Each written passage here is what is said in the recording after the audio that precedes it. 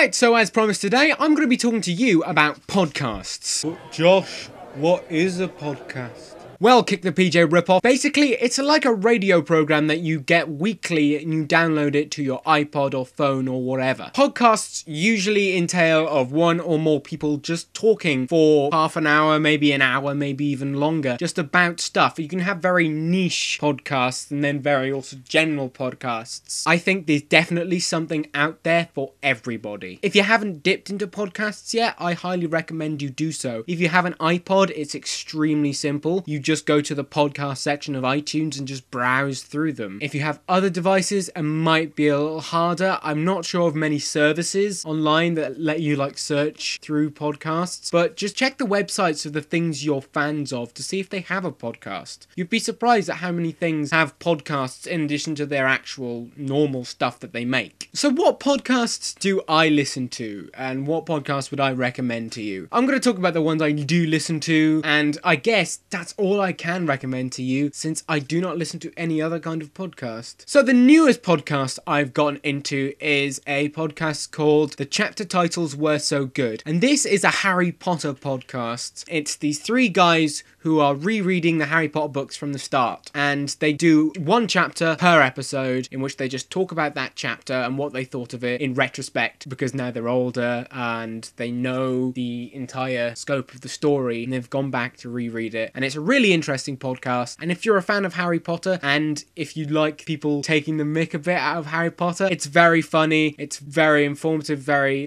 makes you think about Harry Potter in ways you might not have thought to think about, and it's really nice, and I'd highly recommend you check that out if you like Harry Potter. I'm going to play you a snippet of that now. The war against Voldemort, when that happened in our world, the statue of secrecy was accidentally broken or not accidentally, but Voldemort just didn't give a shit. So he exposed himself to all the Muggles, but then that caused this whole other problem. So then after the war ended, the Muggles were You say Voldemort exposed himself to all those Muggles? This is the most heinous of all his crimes. Yeah.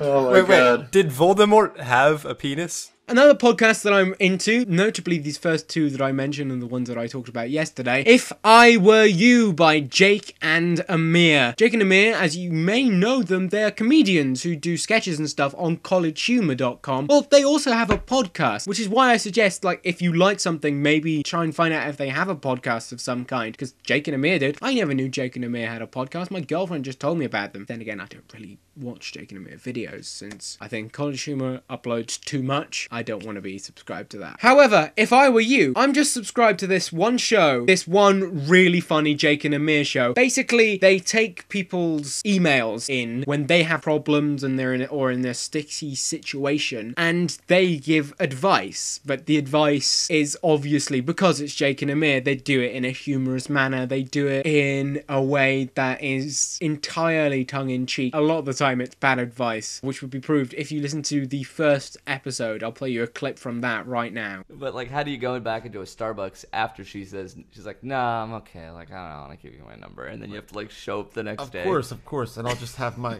triple caramel macchiato, and actually, you know what? Slit my throat.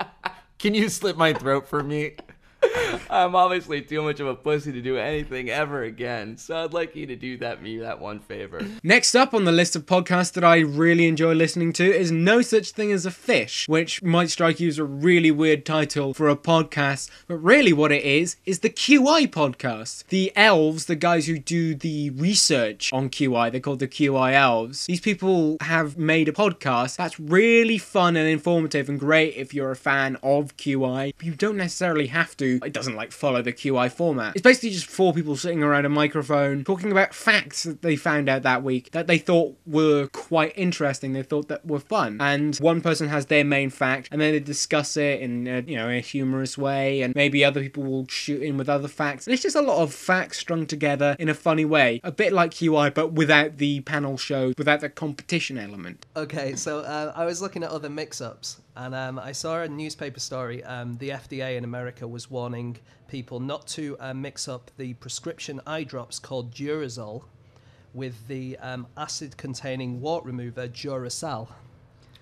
Apparently, these are two medicines with very similar names, and people have been putting this acid in their eyes, thinking it was eye drops. Oh my god! And that got me to thinking if there's any other like medicines with similar names and what could happen. Yes. And I found a brilliant list online of commonly confused medicines. So there's a drug called Allegra, which is a drug often used for the temporary relief of runny nose, and people keep getting that mixed up with Viagra.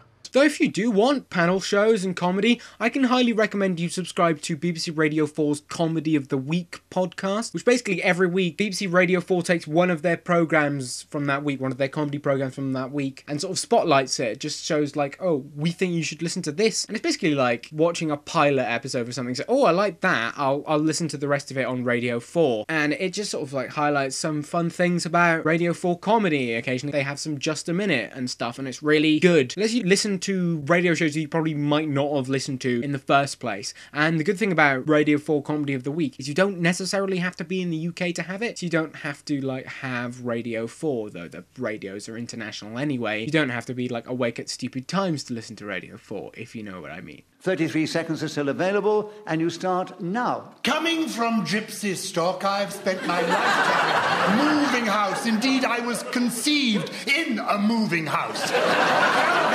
It was extraordinary that it happened at all, given that my parents were on bunks, separate ones at the time. My papa, though, was on top. That is the only conventional thing about him. And as we travelled through the countryside, North Wales through to Cheshire, my conception took place, and life... Alan Charlotte. Repetition of conception. No, conceived and then conception. Oh, you're good. This is true, actually, of all the BBC's radio stations. They all have their own podcasts. Normally, the shows have their own podcasts. You can listen to the Chris Moyles show, or you can listen to the Chris Evans show, or like the Fun Cotton show. Or I'm not sure if it's true of Dan and Phil. I think it's you just listen to the radio part. That's not the music. I'm not entirely sure about that. I'm not entirely sure about the legality of having the music in it. But, you know, if you enjoy radio, but you often like miss your favourite shows because of you're driving home at a weird time that means you miss it, or you don't have time to just sit down and listen to the radio, it's a very handy thing to have like on demand, just on your iPod, so you can listen to it when you want to listen to it. Another wonderful Radio 4 thing that you can get that's just one specific show is the Radio 4 program The Infinite Monkey Cage, which is a wonderful program that I highly recommend you check out. You can also just get it as a podcast, in which you get the extended versions of each episode, and you just get them as they come out, and it's very convenient, so you can listen to them on demand. The Infinite Monkey Cage is actually just this really interesting sort of weird panel show. It's not a competition in which they just have intelligent people sitting, there's normally at least one comedian there as well, just sitting around talking about science or interesting concepts or interesting ideas, and it's just really fun. It's got Professor Brian Cox on it and Robin Ince, they're the two hosts, and then they normally have an array of scientists and comedians on the panel. Stephen Fry was on it once, Tim Minchin has been on it, a lot of notable scientists whose names I can't get off the top of my head because I'm not as intimately familiar with the names of scientists as I am with the names of comedians. Eric Idle was on it the other week. That's a really interesting podcast that I highly recommend you check out. Hello, on my left is Professor Brian Cox. In his desire to discover why the world is as it is, he has seen the Aurora Borealis in northern Norway, a total solar eclipse in Varanasi, a city described by Mark Twain as older than history, older than tradition, older even than legend, and looks twice as old as all of them put together, and undertaken a grand voyage 2.5 kilometres below the Sea of Cortez to view hydrothermal vents, the very cradle of life on Earth. But as Brian said to me only earlier today, in a sad and mournful voice, "Oh, Robin, I've been to paradise, but I've never been to me." Then it got weird. And on my right, Robin Ince, who hasn't really been anywhere, but has recently finished writing a sequel to Flash Gordon from a quantum mechanical perspective, but has struggled to find an actor with the gravitas and power to deliver the complexities of the science. Gordon's alive! I also have something that I'm sure you've probably heard of. Maybe you already listened to this, or maybe you've heard of it, but like I don't know what it is. It's a podcast called Welcome to Night Vale, and it is absolutely wonderful. Seriously, I cannot recommend Welcome to Night Vale enough. Basically what it is set up to be like a radio show, a local radio show of this desert city called Night Vale. But the city itself is just so intrinsically weird. It's very strange. There's weird things happening. It's very dark, but it's read in an interesting way. Entirely led by Cecil Baldwin, who does the voice of Cecil, the radio host. And it's entirely from his point of view, and it's really interesting to hear like the local news, and it's like a godlike cloud creature has joined the school council, or dinosaurs have started falling from the sky, and stuff like that. It's a very weird thing, but it's a very, very gripping sort of story and narrative, and I highly recommend you check it out. Listen from the start, listen from episode 1 onwards. I think I just loved it, and I'm very glad that I subscribed to that podcast. It's a very good podcast that you should definitely check out. To start things off, I've been asked to read this brief notice. The City Council announces the opening of a new dog park at the corner of Earl and Somerset near the Ralphs. They would like to remind everyone that dogs are not allowed in the dog park. People are not allowed in the dog park. It is possible you will see hooded figures in the dog park. Do not approach them. Finally, these podcasts that I'm about to talk to are sort of linked to my taste, or linked to the things that I personally like. I not necessarily will be something that you find interesting in any way, and that is The Patch and the Rooster Teeth podcast. Now, The Patch and the Rooster Teeth podcast are both podcasts made by Rooster Teeth, which are a production company that work predominantly online. And I suppose if you're not a fan of Rooster Teeth, I can understand how the Rooster Teeth podcast would just not appeal to you at all. Also, The Patch is a little bit more general. It's just a podcast in which 3 people discuss video games and, you know, news about video games. But I understand how that would be entirely dependent on whether you like the people that work there. But in the same way, like, I don't listen to the Yog Pod, I believe it's called, which is the Yogcast podcast. But I don't watch Yogcasts. I don't like Yogcasts. So I would have no reason to watch that stuff. I'm pretty sure you can get, like, Good Mythical Morning. I'm not even sure if it's called that anymore. It's been years since I watched Rhett and Link. I'm pretty sure you can get that as a podcast, just like an audio or video podcast. Just automatically downloads the videos and puts it on your iPod when it comes out. So definitely, as I said earlier, try to look into the things you like and see if they have podcasts. Though I really do recommend the Rooster Teeth podcast because it is actually very funny. A good example of how it's quite funny is if you want to see maybe if this is your thing, you should maybe just watch a few videos from the Rooster Teeth animated adventures, which basically this guy takes clips from the podcasts and sometimes Let's Play, but mostly podcasts, and animates the stories. And I think that's a good way to see if that will be your kind of thing, because a lot of it is just, you know, them telling stories about their life or what just happened, people sitting around having a chat, and that's just nice to listen to sometimes, you know? I almost got stabbed and murdered on that hill.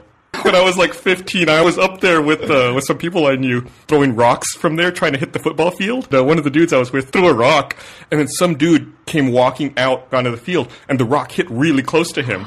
He like yelled something at us, and we're being dumb kids. We like yelled back at him, and then the dude very calmly leaves the stadium, goes to his car, then pulls out a giant machete and runs up the hill. We were like, oh, fuck. So those are the podcasts that I listen to, and I think that maybe you should listen to, but I highly recommend you just look into finding your own taste in podcasts. Seriously, just have a browse on iTunes or whatever. So tell me down below, do you listen to podcasts? Do you understand podcasts more a bit now that I've badly explained them? Do you think podcasts might be a thing you'd be interested in, but you've never actually harnessed the power of the pod?